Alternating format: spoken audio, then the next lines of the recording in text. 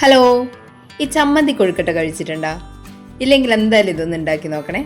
ബ്രേക്ക്ഫാസ്റ്റിനായിട്ടോ അല്ലെങ്കിൽ വൈകിട്ടത്തെ ചായൻ്റെ കടിയായിട്ടാണെങ്കിലോ എങ്ങനെ വേണ്ടിക്കാലും നമുക്ക് കഴിക്കാൻ പറ്റുന്ന നല്ലൊരു അടിപൊളിയായിട്ടുള്ള കൊഴുക്കട്ടയാണ് ഇത്.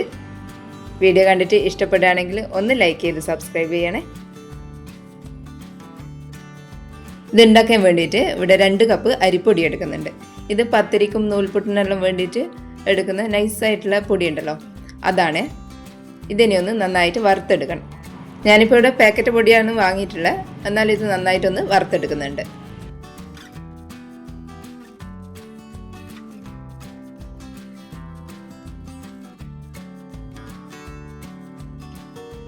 ഇതേപോലെ നന്നായിട്ട് വറുത്തെടുത്തതിന് ശേഷം ഇത് വേറൊരു പാത്രത്തിലേക്ക് മാറ്റി കൊടുക്കാം.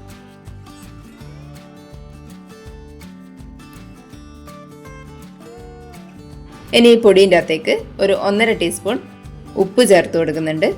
ഉപ്പ് വേണമെങ്കിൽ തിളപ്പിക്കുന്ന വെള്ളത്തിൻ്റെ കൂടെ ചേർത്ത് കൊടുത്താലും കുഴപ്പമില്ല.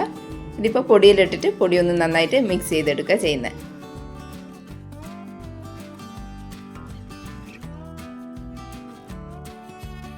ഇനി പൊടി ഒന്ന് കുഴച്ചെടുക്കാൻ വേണ്ടിയിട്ട് നമ്മൾ അരിപ്പൊടി അളന്ന അതേ പാത്രത്തിൽ തന്നെ 2 കപ്പ് നല്ല തിളച്ച വെള്ളം എടുക്കുന്നുണ്ട്. വെള്ളം തിളപ്പിക്കുന്ന സമയത്ത് ഒരു 2.5 കപ്പ് വെള്ളം തിളപ്പിച്ചെടുക്കുന്നുണ്ട്. 2 കപ്പ് വെള്ളം ആദ്യം ഒഴിച്ചു കൊടുക്കുക. അതിനുശേഷം വെള്ളം ആവശ്യമുണ്ടെങ്കിൽ മാത്രം ബാക്കി വെള്ളം ചേർത്ത് കൊടുത്താൽ മതിയാവും. ഇതിന് നന്നായിട്ടൊന്ന് മിക്സ് ചെയ്തെടുത്തതിന് ശേഷം ചൂടാറാൻ വേണ്ടിയിട്ട് മാറ്റി വെക്കാം. വെള്ളം പൊടീൻ്റെ എല്ലാ ഭാഗത്തേക്കും എത്തുന്ന മാതിരി നന്നായിട്ടൊന്ന് മിക്സ് ചെയ്ത് കൊടുക്കണം.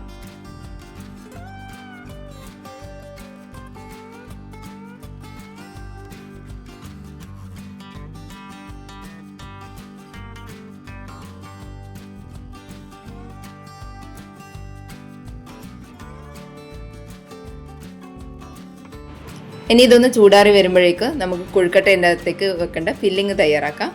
അതിന് വേണ്ടിയിട്ട് ഒരു മിക്സിൻ്റെ ജാറിലേക്ക് 1 കപ്പ് തേങ്ങ ഇട്ട് കൊടുക്കുന്നുണ്ട്. അതിൻ്റെ കൂടെ തന്നെ ഒരു 10 ചെറിയുള്ളി ചേർത്ത് കൊടുക്കുക. പിന്നെ ഒരു കഷ്ണം ഇഞ്ചി ചേർത്ത് കൊടുക്കുക.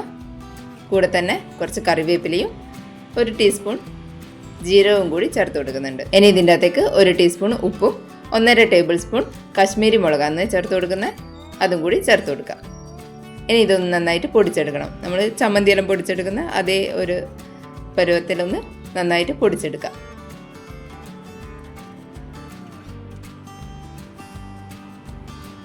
ഇനി ഒരു പാത്രത്തിലേക്ക് കുറച്ച് വെളിച്ചെണ്ണ എടുത്തിട്ടുണ്ട്.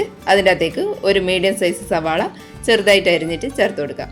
ഇനി ഇതൊന്ന് വഴറ്റിയെടുക്കണം. ഒരുപാട് അങ്ങ് വഴണ്ടി വരുമൊന്നും വേണ്ട.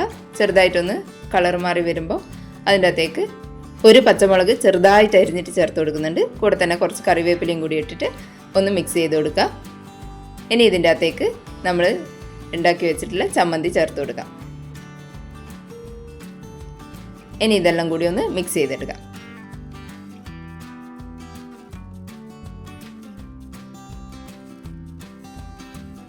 ഒന്ന് മിക്സ് ചെയ്ത് കൊടുത്തതിന് ശേഷം ഫ്ലെയിം ഓഫാക്കി കൊടുക്കുക, അല്ലെങ്കിൽ ചമ്മന്തി അങ്ങ് ഡ്രൈ ആയി പോകും.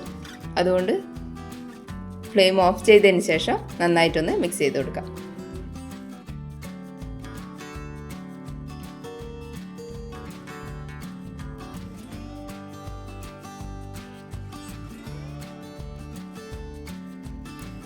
ഇതിനെ അങ്ങ് മാറ്റി വെക്കാം. ഇനി ഈ അരിപ്പൊടി നന്നായിട്ടൊന്ന് കുഴച്ചെടുക്കണം. ഈ അരിപ്പൊടി കുഴച്ചെടുക്കുന്ന സമയത്ത് നമ്മൾ മാറ്റി വെച്ചിട്ടുള്ള 1/2 കപ്പ് വെള്ളം വേണമെങ്കിൽ ചേർത്ത് കൊടുക്കാം. കുറച്ചായിട്ട് ചേർത്ത് കൊടുത്തിട്ട് ഇത് നന്നായിട്ടൊന്ന് കുഴച്ചിട്ടെടുക്കണം.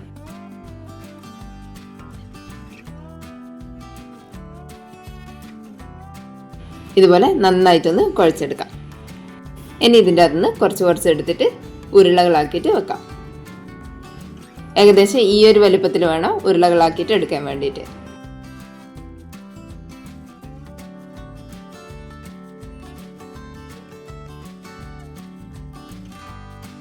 ഇനി ഇതുപോലെ ബാക്കിയുള്ളതും കൂടി ഉരുളകളാക്കിയിട്ട് എടുക്കാം.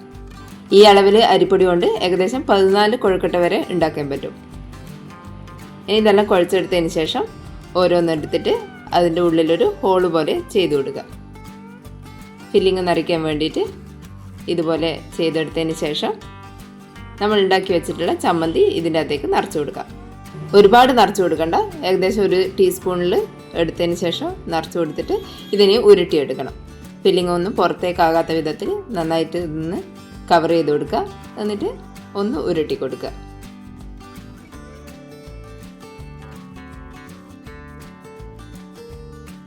ഇതുപോലെ ബാക്കിയുള്ളതും കൂടി ചെയ്തെടുക്കാം.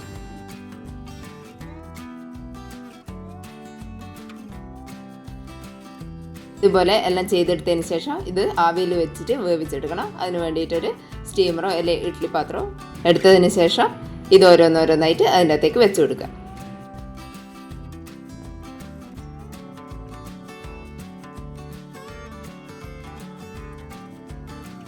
ഒരു 8 മുതൽ 10 മിനിറ്റ് വരെ ആവിയിൽ വേവിച്ചെടുത്താൽ മതി. നല്ല സോഫ്റ്റ് ആയിട്ടുള്ള നല്ല അടിപൊളിയായിട്ടുള്ള കൊഴുക്കട്ട റെഡി ആയിട്ടുണ്ട്. എല്ലാവരും ഒന്ന് ഉണ്ടാക്കി നോക്കണേ. വീഡിയോ കണ്ടിട്ട് ഇഷ്ടപ്പെട്ടിട്ടുണ്ടെങ്കിൽ ഒന്ന് ലൈക്ക് ചെയ്ത് സബ്സ്ക്രൈബ് ചെയ്യണേ. താങ്ക്